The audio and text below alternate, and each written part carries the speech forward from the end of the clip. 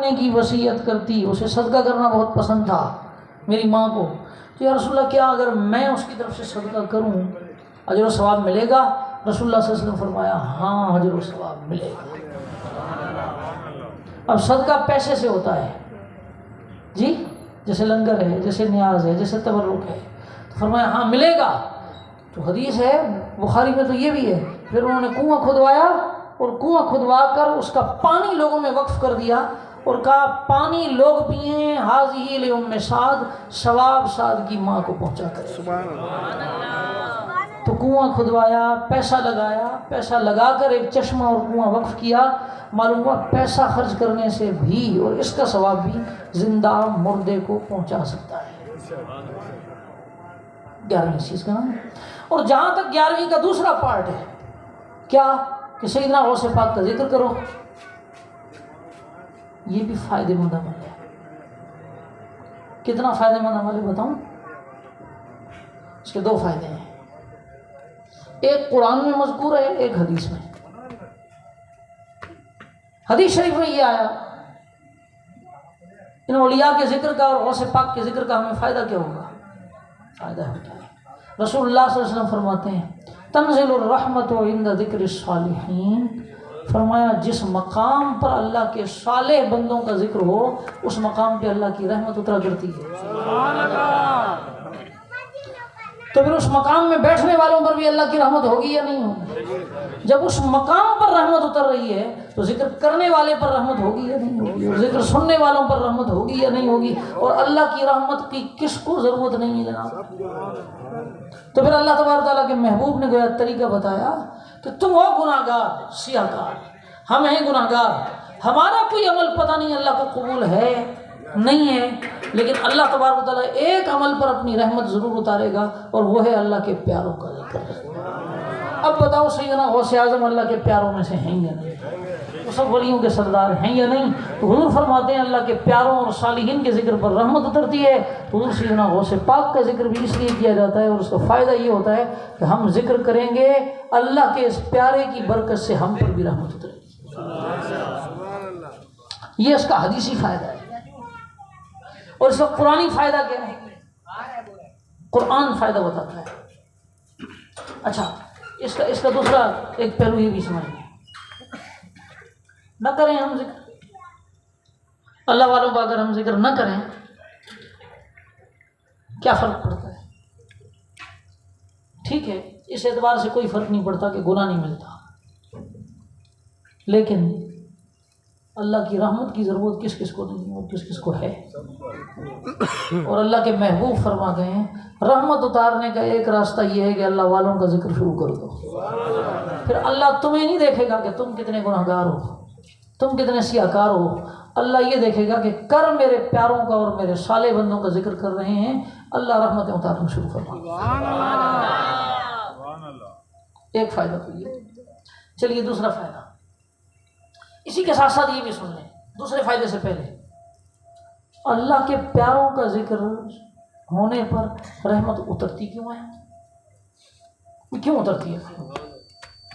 हम तो ये सुनते थे नमाज पढ़ने पर रहमत उतरेगी, कलमा शरीफ पढ़ने पे, जिक्र दुरूद पे रहमत उतरेगी। ये अल्लाह के कुछ बंदों का और कुछ इंसानों का जिक्र करने पर रहमत क्यों उतरती है? कुछ इंसानों के जिक्र पर रहमत क्यों उतरती है? वजह क्या है? वजह यह है कि जब हम इंसानों का जिक्र कर रहे होते हैं तो हम अल्लाह की सुन्नत और अल्लाह के तरीके पर चल रहे होते हैं, इसलिए अल्लाह की रहमत उतरती है। और अल्लाह के पसंदीदा तरीके पर चल रहे होते हैं, इसलिए अल्लाह की रहमत उतर रही है। अल्लाह का पसंदीदा तरीका क्या है? अल्लाह का पसंदीदा तरीका वो है जो कुरान में है, जो कुरान की 114 सूरतों में है, जो कुरान के 30 पारों में है, जो कुरान की 6000 से ऊपर आयतों में है। अल्लाह का पसंदीदा तरीका वो है। क्या है? अच्छा भाई, कुरान करीम की सूरतें कितनी? बोलो, आप आवाम बोलो ना, आवाम बोलो। 114। इम्तिहान नहीं लूंगा, बस तादाद अभी चूंकि मैंने खुद थोड़ी देर पहले बताई थी इसलिए पूछ रहा हूं। 114 सूरतें हैं कुरान में। एक सूरत سورہ یونس ہے یا نہیں؟ یونس کون ہے؟ اللہ کے نبی حضرت یونس علیہ السلام۔ قرآن کی ایک سورت سورہ ہود بھی ہے یا نہیں؟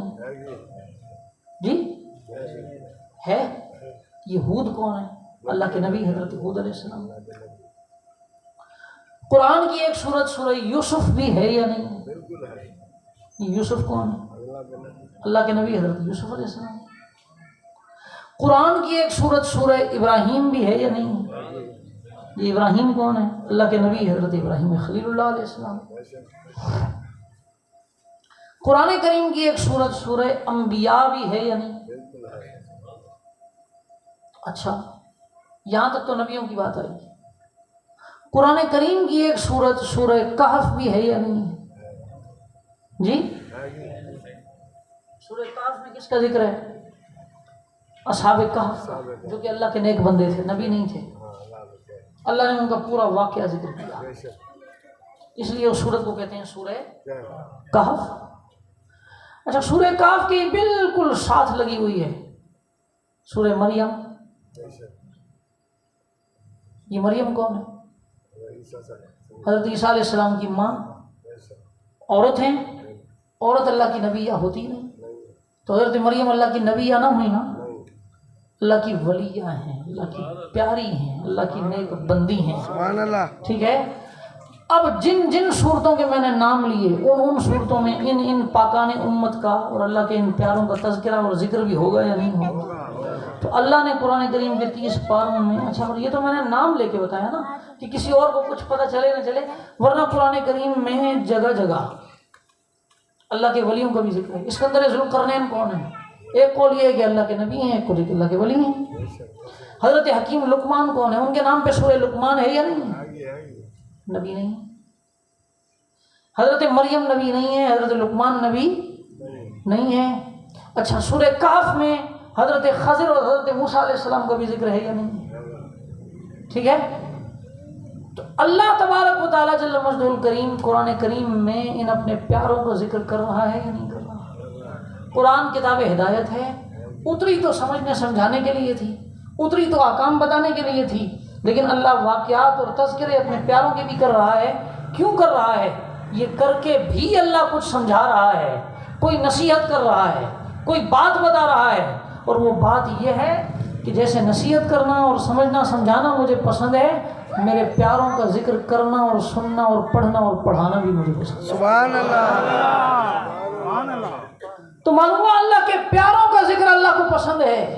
جب انسان اللہ کے پیاروں کا ذکر کرتا ہے، وہ غوث اعظم ہو یا کوئی اور ہو، وہ نبی ہو یا ولی ہو، کوئی بھی ہو، تو انسان وہ کام کر رہا ہوتا ہے جو اللہ کو پسند ہے، اور اللہ نے جس کام کو قرآن میں جگہ دی ہے، جب اللہ کا وہ پسندیدہ کام کر رہا ہوتا ہے اللہ کو پیار آتا ہے۔ اللہ بندے کا گناہ گار ہونا نہیں دیکھتا، اللہ اپنے طریقے پہ چلنا دیکھتا ہے، اللہ رحمتیں اتارنا شروع کرتا ہے۔ ایک تو فائدہ یہ ہے۔ اب چلو جلدی سے آ جاتے ہیں دوسرے فائدے کی طرف۔ اس تذکرے کا دوسرا فائدہ کیا ہوگا؟ اللہ تعالیٰ نے ارشاد فرمایا وَكُلًّا نَقُصُّ عَلَيْكَ مِنْ أَنْبَاءِ الرُّسُلِ مَا نُثَبِّتُ بِهِ فُؤَادَكَ۔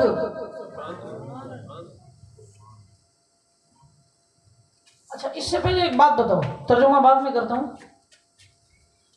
ایک بات بتاؤ، یہاں کوئی ایسا بندہ پورے مجمع میں بیٹھا ہے جس کا دل 100% خوش ہو، جس کے دل پہ کوئی فکر نہ ہو؟ اس مجمع میں کوئی ایک بندہ بیٹھا ہے؟ میرے خیال سے مجھ سمیت کوئی نہیں۔ ہر ایک کے دل پہ کوئی نہ کوئی فکر، کوئی نہ کوئی مسئلہ، کوئی نہ کوئی معاملہ چبھتا ہے۔ جی سمجھانے کے لیے کہتا ہوں، کسی کو واپڈا کے بل تنگ کریں گے، کسی کو سوئی گھس تنگ کرے گا، جی کسی کو بچوں کے راشن کی فکر ہوگی، کسی کو اسکول کی فیس کی فکر ہوگی، کسی کو گھر چلانے کی فکر ہوگی، جی اور چھڑے چھاٹوں کی اپنی فکریں ہیں، ٹھیک ہے نا، ان کا ہم نام نہیں لیتے، ٹھیک ہے نا۔ وہ چھڑے چھاٹ اپنی فکریں خود سوچ لیں، لیکن دل باقی فکر سے خالی نہیں ہے، ٹھیک ہے نا؟ دل پر کوئی نہ کوئی بوجھ ہے، ٹھیک ہے نا؟ اب اس بوجھ کو ہلکا کیسے کیا جائے اور یہ بوجھ اترے گا کیسے؟ جی کئی لوگ تو اپنا بوجھ اتارنے کے لیے حرام کمائی کا بھی سہارا لیتے ہیں نا، حرام راستوں کا بھی سہارا لیتے ہیں۔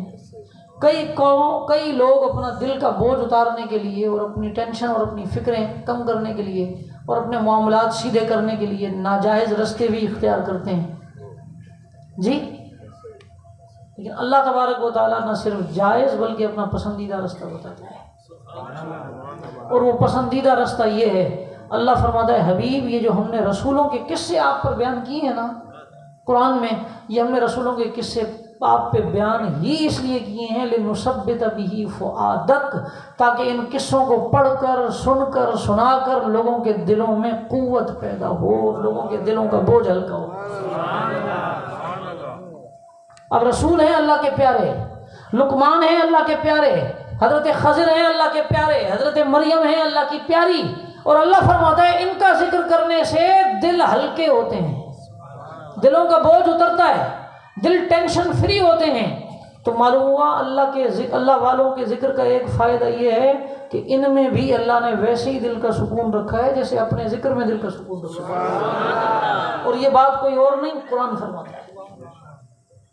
رات کو تھک کے آؤ نا، الٹے سیدھے کام نہ کرو، موبائل نہ چلاؤ، کوئی ایک اللہ کے ولیوں کی کتاب اپنے گھر میں رکھ لو، روز کا صفحہ 1.5 صفحہ 2 صفحہ پڑھ لیا کرو، پھر مجھے آ کر بتانا کہ میرے مشورے کا اثر کتنا ہے تمہارے دل پر۔ سیدنا غوث پاک کو پڑھو،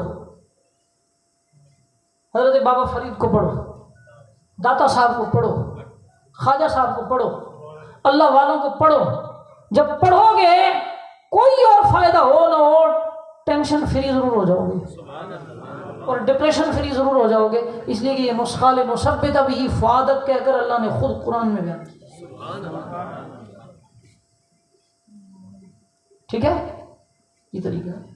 تو ہم جو ذکر کرتے ہیں اس کا ایک فائدہ یہ ہے کہ اللہ کی رحمت اترے گی، دوسرا فائدہ یہ ہے کہ دل دماغ کو بھی سکون ملے گا، اور اللہ خود فرماتا ہے حبیب ہم نے قرآن میں قصے رکھے ہی اس لیے ہیں کہ پڑھنے والے کے دل کو قرار آئے، دل کو قوت پہنچے۔ تو معلوم ہوا اللہ والوں کے ذکر سن کے دل کو قرار بھی آتا ہے، دلوں کو قوتیں بھی پہنچتی ہیں۔ ہاں ایک بات ضرور ہے، کچھ پڑھو یا کچھ سنو تو پھر اس کو صرف میڈیسن کے طور پہ استعمال نہ کرنا، اس کو صرف نسخے کے طور پہ استعمال نہ کرنا، نیت یہ ہو کہ پڑھ اس لیے رہا ہوں کہ اس پہ عمل بھی کروں گا، اور اللہ والوں کا راستہ ہی اللہ کا پسندیدہ راستہ ہے۔ اللہ نے یہ قصے اس لیے بھی بیان کیے ہیں کہ لوگ ان کے عملوں کو جانیں اور ان کے عملوں کو جان کر اپنی زندگی میں وہ عمل پیدا کریں، کیونکہ اللہ نے سورہ فاتحہ میں ہمیں یہ راستہ بتایا، سورہ فاتحہ میں جس کو بچہ بچہ جانتا ہے، سورہ فاتحہ میں راستہ بتایا کہ تمہارے لیے بہترین راستہ وہ ہے جو صراط مستقیم ہو، اور صراط مستقیم وہ ہے جو میرے انہی پیاروں کا راستہ ہے۔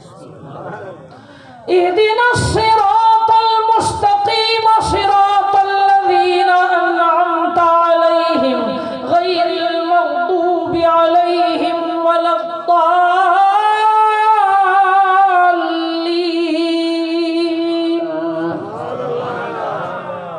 ہر نماز میں بندہ دعا کرتا ہے یا اللہ ہمیں سیدھے راستے پہ چلا۔ سیدھا راستہ ہے کون سا؟ اللہ نے خود بتایا، کسی سے تعریف نہیں کروائی، کسی پر نہیں چھوڑا کہ وہ بتائے سیدھا راستہ کیا ہے، اللہ نے خود بتایا صراط الذین انعمت علیہم، سیدھا راستہ ان لوگوں کا راستہ ہے جن پر میں نے انعام کیا، میں نے مہربانی کی۔ اور اللہ کے انعام یافتہ بندے کون لوگ ہیں یہ بھی قرآن کریم میں بتا دیا، فرمایا اولئک مع الذین انعم اللہ علیہم من النبیین والصدیقین والشہداء والصالحین۔ سبحان اللہ۔ اللہ کے انعام اور مہربانی والے 4 جماعتیں ہیں، نبیین، دوسرے نمبر پہ صدیقین، صدیق کہتے ہیں نبیوں میں جو سب سے پہلے نبی پر ایمان لائے نا پوری امت میں، جو شخص یا جو جماعت اوروں سے پہلے جس کو ایمان لانے کا موقع مل جائے کسی نبی پر، وہ صدیق ہے۔ جیسے ہماری امت میں صحابہ کرام کو سب سے پہلے ایمان لانے کا موقع ملا، تو صحابہ کرام میں سے ہر صحابی صدیق ہے۔ یہ الگ بات ہے کہ ان میں کوئی مرتبے میں چھوٹا، مرتبے میں بڑا۔ ابو بکر صدیق بڑے صدیق ہیں، اس لیے انہیں صدیق اکبر کہا جاتا ہے۔ اور مولا علی نے بچوں میں سب سے پہلے اسلام قبول کیا، اس لیے انہیں بھی علماء اور کتب حدیث اور کتب سیرت میں صدیق اول لکھا جاتا ہے۔ نئی بات سن لو، مولا علی صدیق اول ہیں، لیکن صدیق اکبر اور بڑے صدیق ابو بکر صدیق ہیں، اس لیے ہم صدیق اول کو بھی مانتے ہیں، صدیق اکبر کو بھی۔ اور حضور کا ہر صحابی صدیق ہے، ہر نبی پر جو سب سے پہلے ایمان لایا وہ صدیق ہے، اور اللہ فرماتا ہے یہ میرے انعام پانے والے بندے ہیں۔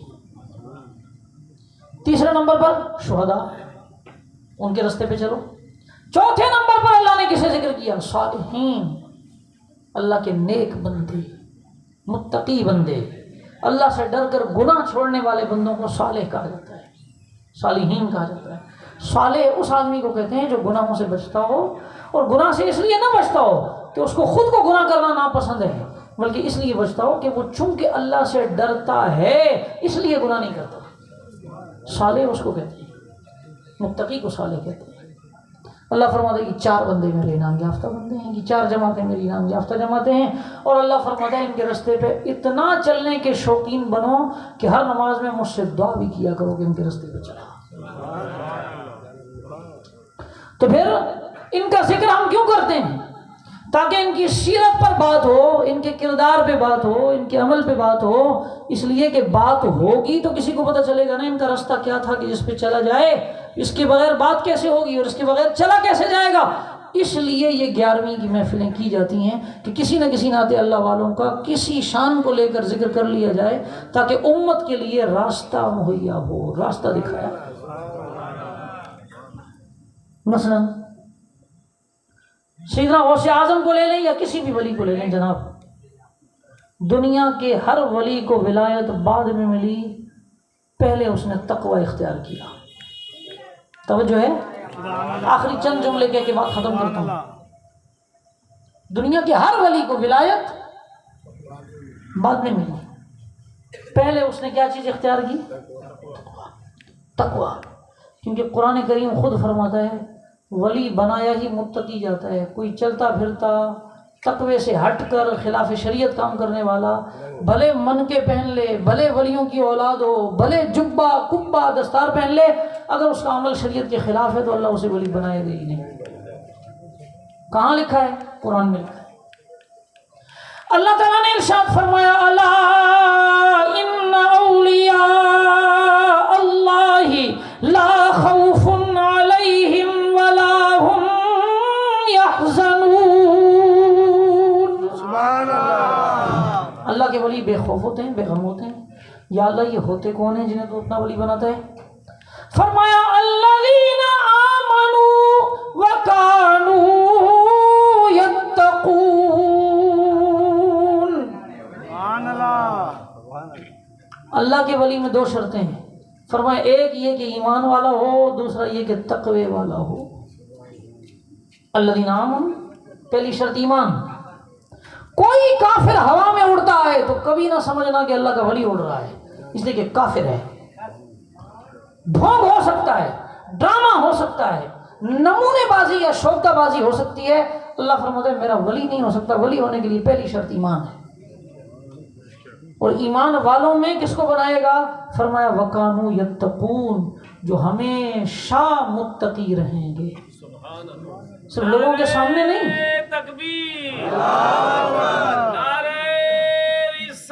صرف لوگوں کے سامنے نہیں، لوگوں کے سامنے نہیں، اپنی تنہائیوں میں اور اپنے بیڈ رومز میں بھی متقی ہوں گے، یوں ہمیشہ کے متقی ہوں گے اور لوگوں کے سامنے بھی متقی ہوں گے۔ فرمایا ولایت ملے گی اور میری دوستی ملے گی تو اس کو۔ تو پہلی شرط تقوی، ولی کے لیے دوسری شرط ہوتی ہے سنت رسول۔ کوئی خلاف سنت کام کرنے والا آدمی ولی نہیں بنتا۔ کیوں کیوں؟ تم کہو گے کیوں؟ جواب یہ ہے صراط مستقیم پہ چلنا ایک عام آدمی پر بھی لازم ہے یا نہیں ہے؟ بولو، صراط مستقیم کیا ہے؟ نبیوں کا راستہ. ابھی میں نے آیت پڑھی تھی، نبیوں کا راستہ، صدیقین کا راستہ، شہداء کا راستہ، صالحین کا راستہ.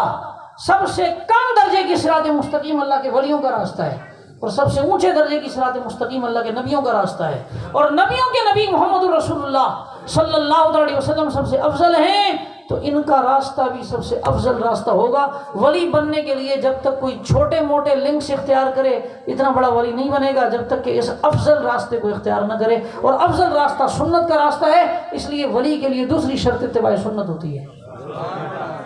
کسی خلاف سنت کام کرنے والے کو اللہ اپنا ولی نہیں بناتا، چاہے کسی کا پوتا بیٹا ہی کیوں نہ ہو. جب تک خود کچھ نہیں کوئی فرق نہیں پڑے گا. خود کو تقوی اختیار کرنا پڑے گا، خود کو سنت اختیار کرنی پڑے گی. تیسری اور آخری شرط، ولی اللہ اسے بناتا ہے جس کو پہلے عالم بنائے. اور یہ بھی قرآن میں لکھا ہے، کسی جاہل کو اللہ ولی نہیں بناتا. اللہ جسے ولی بنانا چاہے گا نا، اسے پہلے دین کا علم ضرور عطا کرے گا.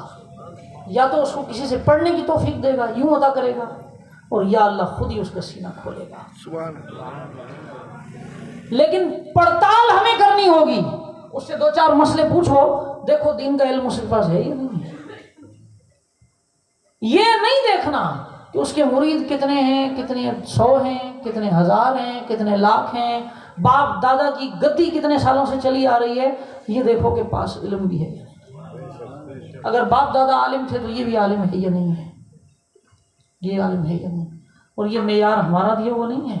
اہل سنت و جماعت ادھر ادھر بھٹکتے ہیں، چمک دمک کے پیچھے بھاگنے لگتے ہیں. حقیقت یہ ہے کہ قرآن پڑھیں تو یہ چیزیں روشن ہوں. یہ معیار قرآن دیتا ہے، کسی جاہل کو اللہ ولی نہیں بناتا. 2 آیتیں پڑھ کے بات ختم کرتا ہوں. اللہ تعالیٰ نے ارشاد فرمایا ان اولیاؤہ الا المتقون.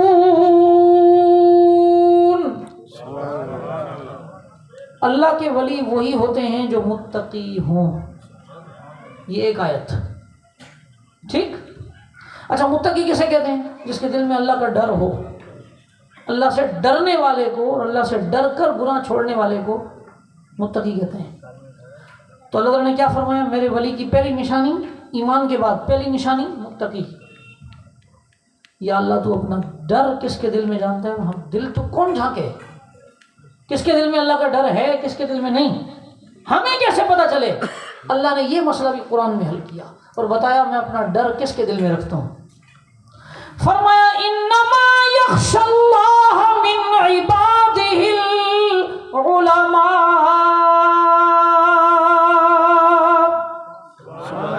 اللہ نے قرآن میں علماء کا ذکر کیا اور فرمایا اللہ سے اس کے بندوں میں ڈرتے ہی علماء ہیں.